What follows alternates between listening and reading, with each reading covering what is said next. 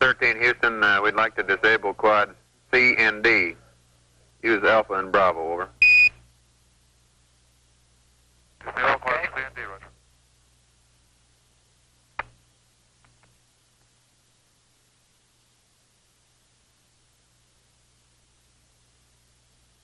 Okay, 13, we got Fredo on TV. Roger, Houston. What we plan to do for you today is start out in the spaceship or Odyssey and take you on through from Odyssey into the tunnel into Aquarius and show you a little bit of the landing vehicle. And your TV operator is now resting on the center couch, looking at Fred Hayes, whose head is now just about at the beginning of the tunnel, and his back is against the lower the optical area. And Fred will now transport himself into the tunnel and into the spaceship Aquarius. You know, one thing I noted, Jack, when I first came across there, that starting upright in the command module and heading down in Aquarius, there's a little bit of an orientation change that I'd been through once in the water tank. It's still pretty unusual. I find myself now standing with my head on the floor when I get down at the limb.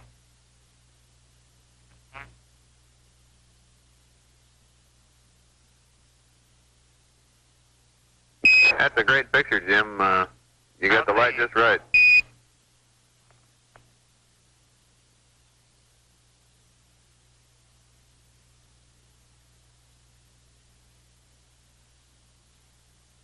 One of the nice things, Jack, particularly for a novice like myself, is the ease of moving around in here. Of course, as you know from working in the command module, it's really quite a boon to have zero gravity as an aid. It's pretty confining, really, at 1G to move around very much in there, and it's quite easy.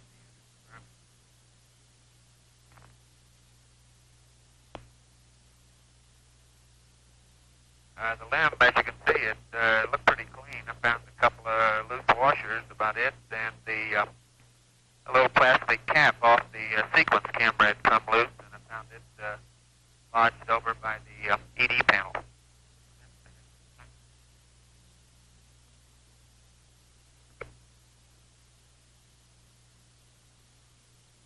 Okay,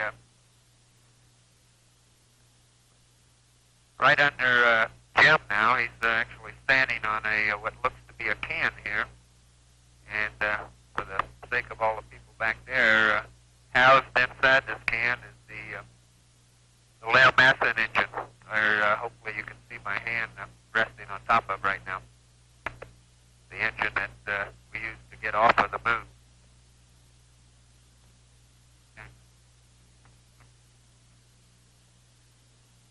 Immediately adjacent to the engine cover here, I have my hand on a white box now, which has been shown before.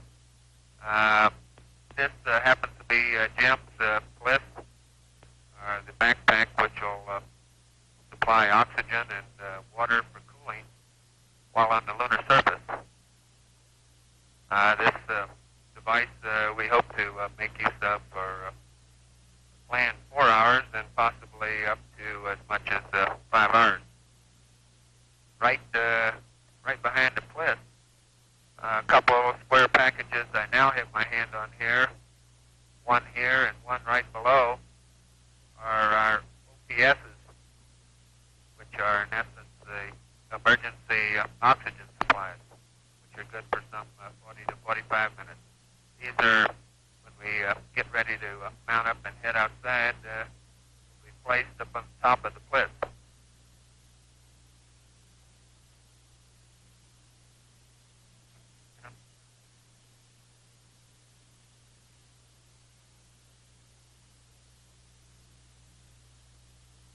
The second backpack is mounted down on the limb floor and will positioned right between the two of us.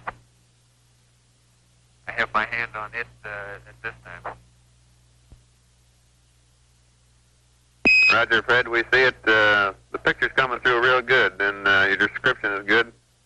We see Jim's got the camera oriented the way we like to look at it. So we'll keep talking.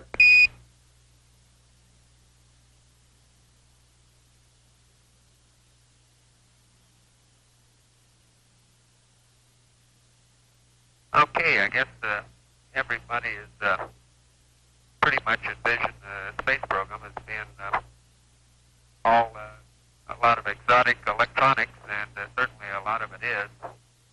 But thought I'd bring out a couple items here in conjunction with the PLIS. After the first EVA, to get a very accurate measurement of the amount of water that's left in the PLISs, we're going to make use of this bag I'm showing now to collect the remaining water out of the PLIS and see just how much we really did have left. And hopefully on future missions to be able to extend safely the allowable time on these units even a little further. And my other hand, I have the mechanism by which we determine just how much water we really have in this bag.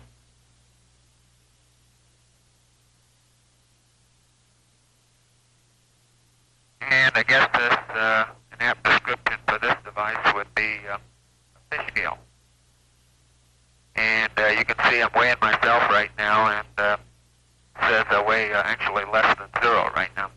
Guess its calibration isn't too good. That'll be the day.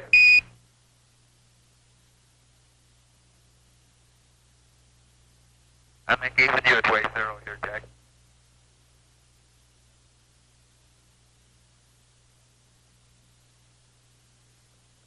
Touche.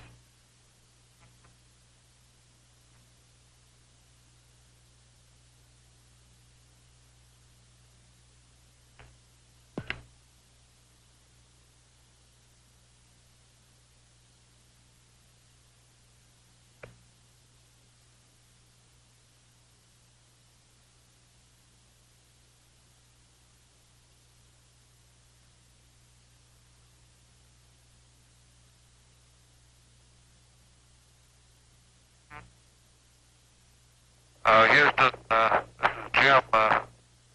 Since Fred's been in the lunar module, he's the lunar module pilot, this is the first time that he's felt that he's been right side up.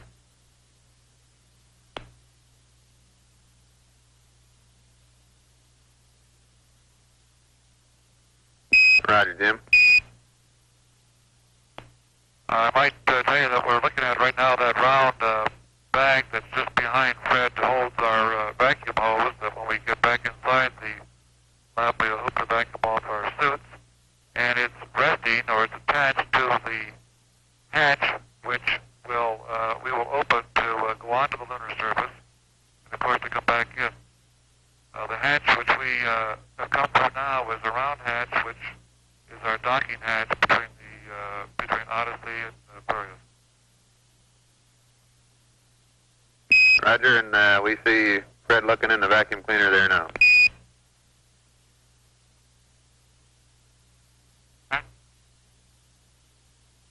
Okay, what I have out now, Jack, is LEVA, which has also been shown before. It's a head garment for wearing out on the surface. And I'm bringing Jim's out here to show a couple of mods. One problem before is that the cast of characters out on the surface haven't been able to be distinguished apart very well. So not only Jim's suit has some red stripes on it, but as you can see, his LEVA also has a red stripe.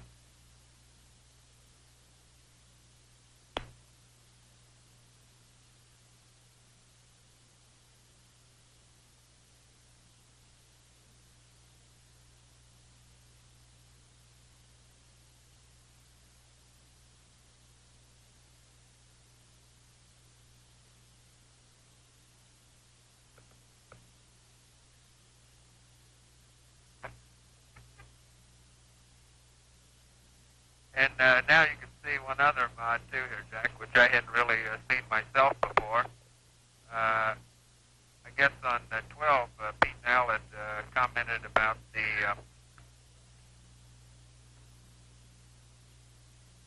about having trouble with sunlight in the eyes. So on our levers, they have put on a new center section, which you can pull down and use sort of like a baseball cap. Okay, Jack, who fixed up my lever?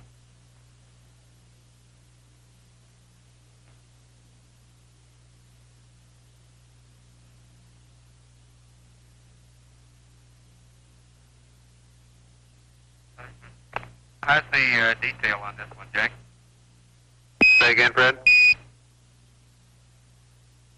Can you see any detail in this picture now, or am I blocking out too much of the sunlight? That's affirmative. We got a good picture of the lever there, and it's coming through loud and clear. Okay.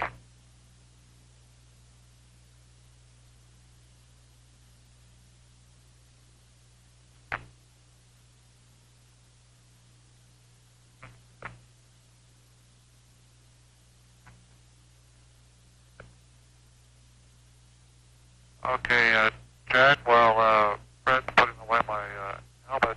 You're looking over into Fred's station now. Now, how's this picture? Is it okay before, or do I have to adjust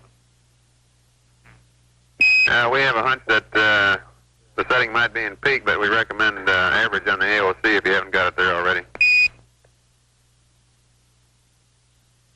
We're in average, Jack. Okay, and we're getting a good picture of the LMP side with the Theta over there.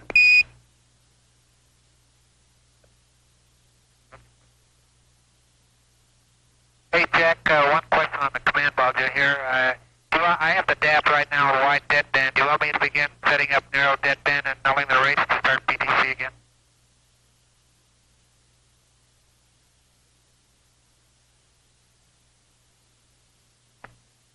Stand by, Jack.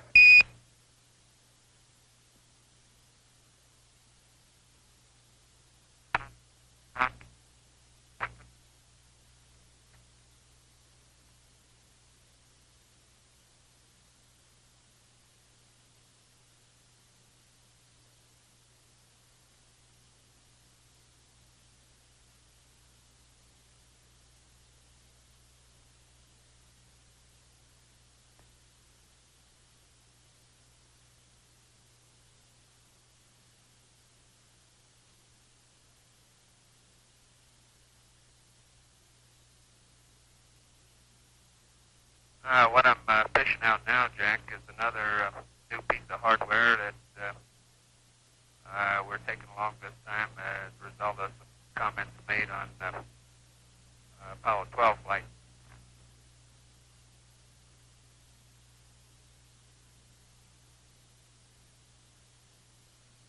What Fred is opening up is a drink bag that we place inside of our neck ring that will allow us to drink while we're on the lunar surface. Pete and Al did not have that in Apollo 12, and they consequently got very thirsty. But we hope to alleviate that situation by having our own little bag of water, which with very little effort we can have a sip or two while we're looking around and doing our geology work.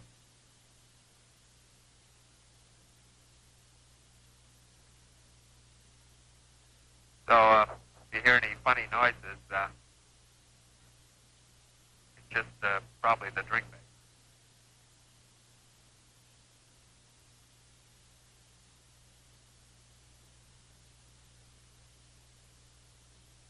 Fred, the bag's empty.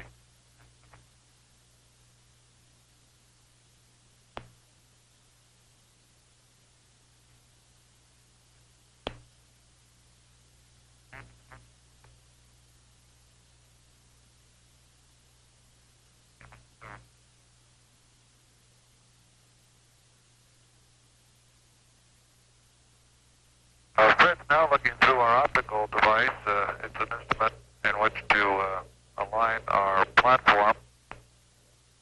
And Fred is now looking into it just to see what kind of an outside picture he might be able to get. We might be able to use a TV camera to look through our optical instrument outside of the command module. A few minutes ago, while we first came in, we did manage to look to the outside of the side hatch of the command module through our optical instrument. Stand by. We'll try and see what we can do here. Roger, Jim. Break, Jack. We'd like you to stay in the dead band you're now in, and we'll make a change when the TV is over. Another thing we'd like you to do is check your pitch and yaw on your high gain meter so we can compare it with what we're seeing down here.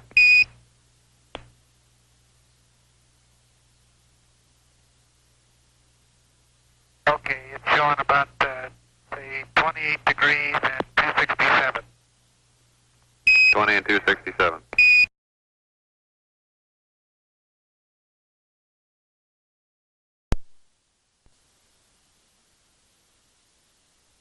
Showing about, say, 28 degrees and 267. 20 and 267. 28 and 267.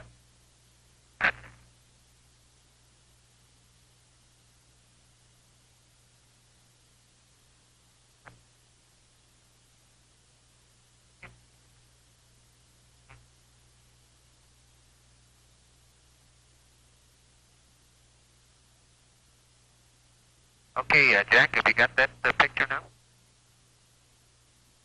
Fred, about 1/4 of our screen is lighted, and it's impossible to determine what you're looking at right now. Maybe you could give us a little verbal description.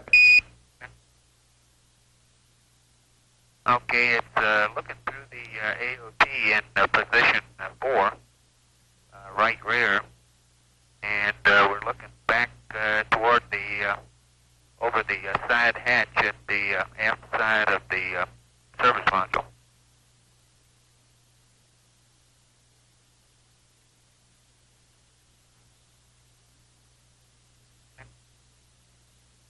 Okay, is it too dark a picture, Jack? You think the f-stop open may help?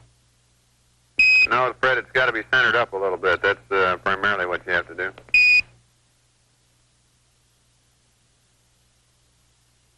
Jack, we can't center it up anymore because the side hatch is only in one part of the AOT. The rest of that blankness you see is really space.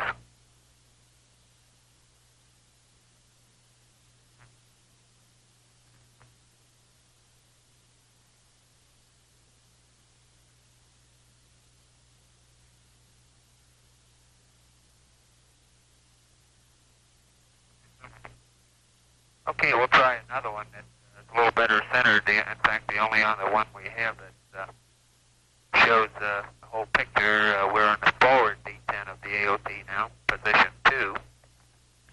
And you should be seeing something familiar like a radar antenna.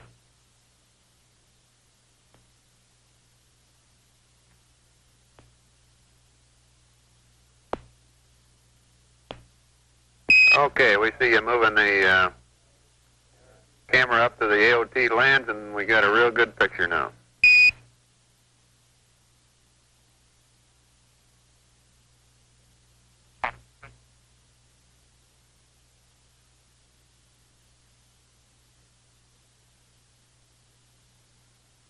And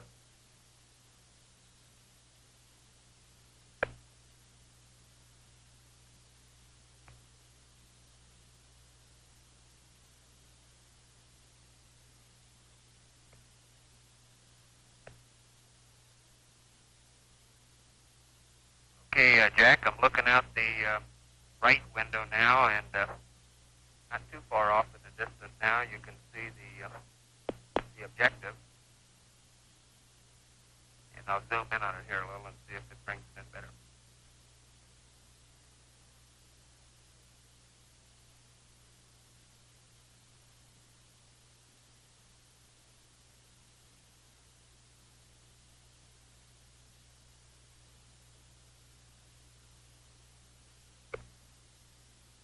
It's actually beginning to look a little bigger now. You can see quite distinctly some of the features with the naked eye.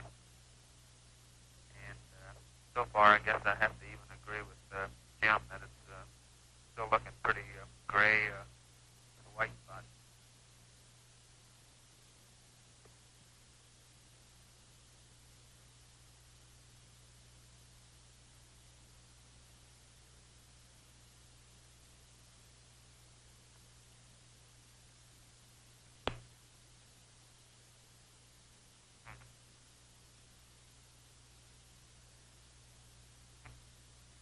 Okay, Fred, we're getting a good picture of your destination there.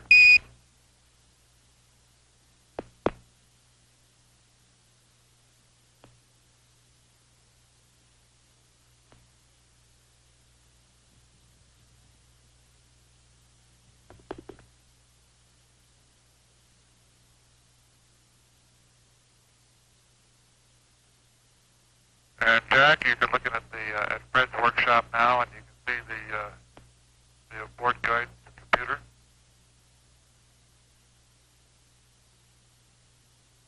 And over there in the tucked away in his armrest is our activation checklist, which we'll be using very shortly.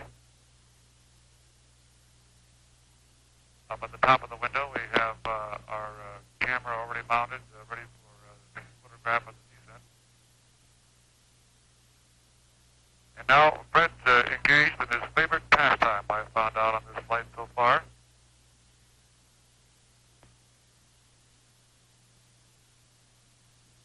He's not in the food locker, is he? That's his second favorite pastime. He's rigging his hammock for sleep on the lunar surface now to try it out to see what it's going to be like. Roger, sleeping and then eating.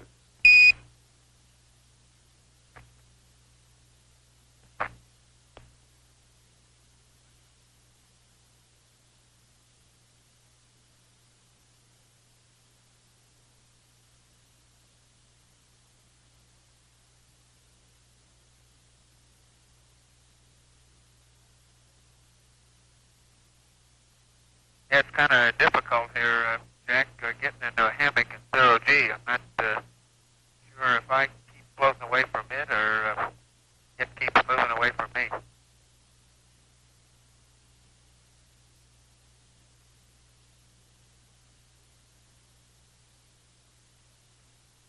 If you notice a few things floating around, we found just about one or two washers occasionally. And for the benefit of those that may wonder where Jim sleeps, it'd be a little difficult to rig his hammock in here right now with the hatch open, but his runs laterally in this direction, 4 amp. So he has the upper berth, and I get the lower berth.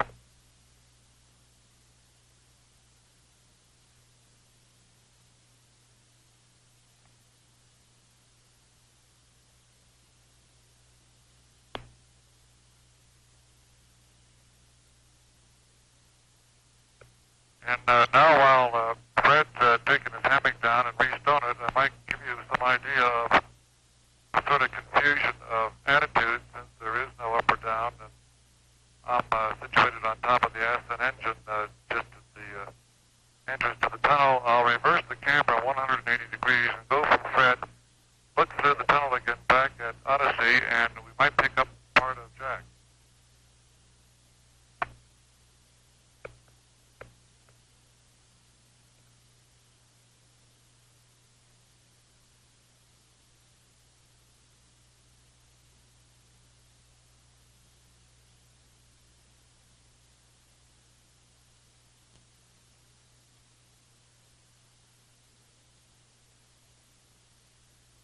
There he is. We see him.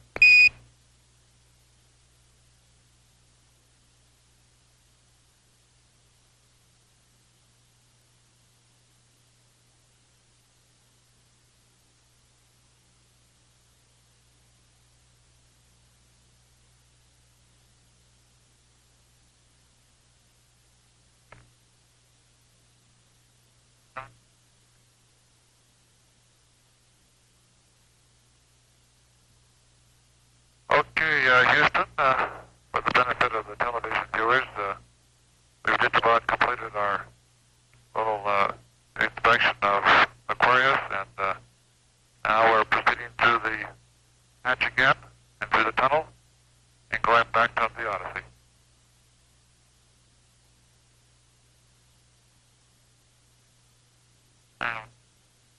Okay, Jim, it's been a great show so far.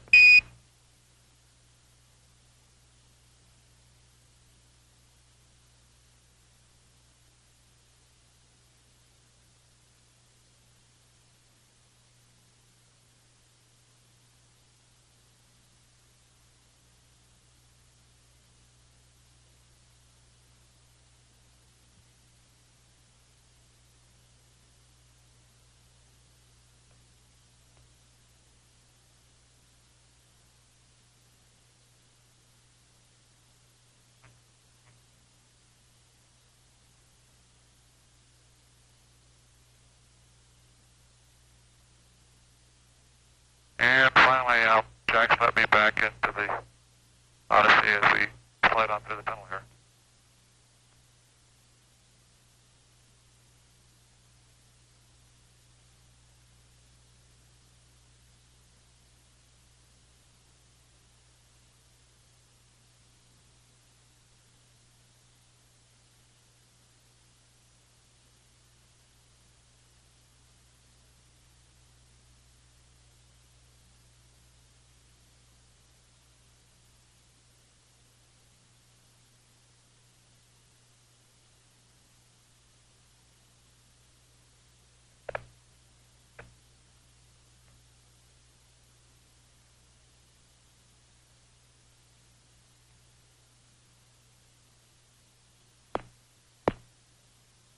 Houston 13, are you still on TV?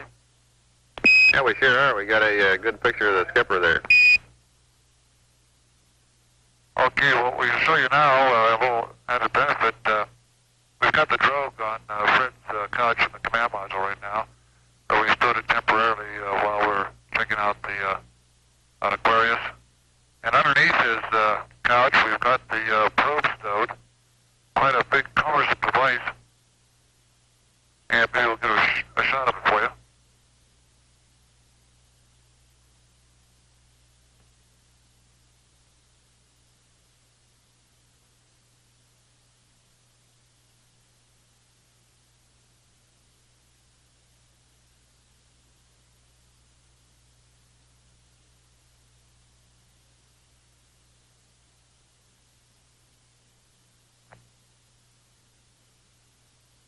You're looking now at our probe that we place on the nose of Odyssey. It's a very heavy thing, but of course in zero gravity it weighs nothing and it's much easier to move around. As a matter of fact, both Fred and Jack commented, as many people in the past have, of how much bigger the spacecraft appears in actual flight when you have such ease of movement compared to our simulators, which make training rather difficult.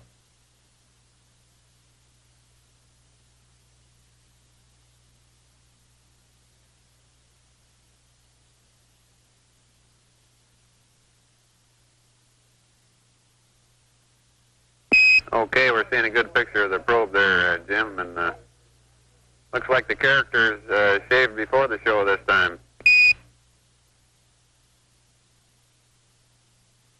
Well, Fred said he had to keep up his TV image. Yeah, that may be my first and last time, though, Jack. It took Fred 1 hour to shave.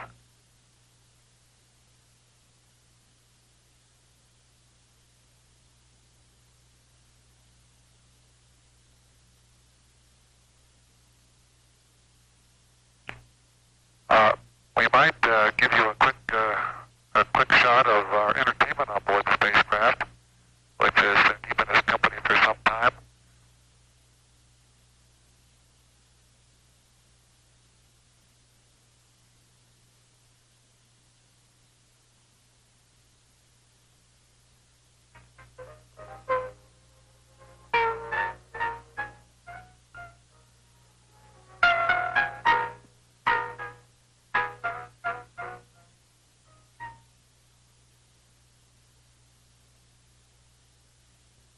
This little tape recorder has been a big benefit. Has been a big benefit to us in passing some of the time away in our transit out to the moon. And it's rather odd to see it floating like this in Odyssey while it's playing the themes of 2001.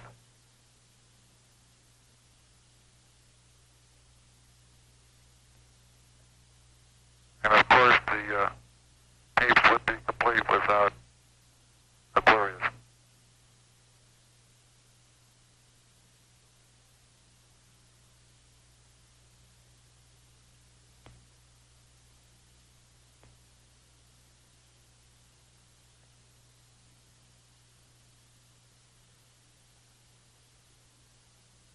Okay, Jim, we're seeing the tape recorder now, and just by the way, how long do you expect to keep the TV on this evening?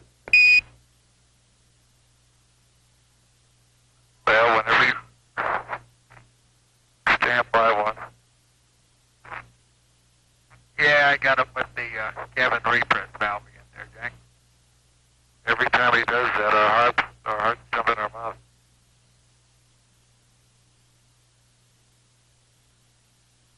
And Jack, anytime you want to terminate TV, we're all set to go.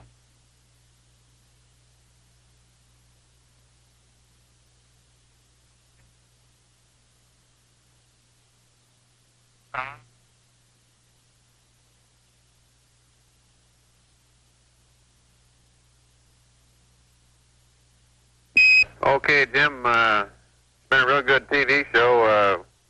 We think we ought to conclude it from here now. What do you think? Roger, sounds good. And this is the crew of Apollo 13. Wishing everybody there a nice evening. And we're just about ready to close out our inspection of Aquarius and get back for a pleasant evening at Odyssey. Good night.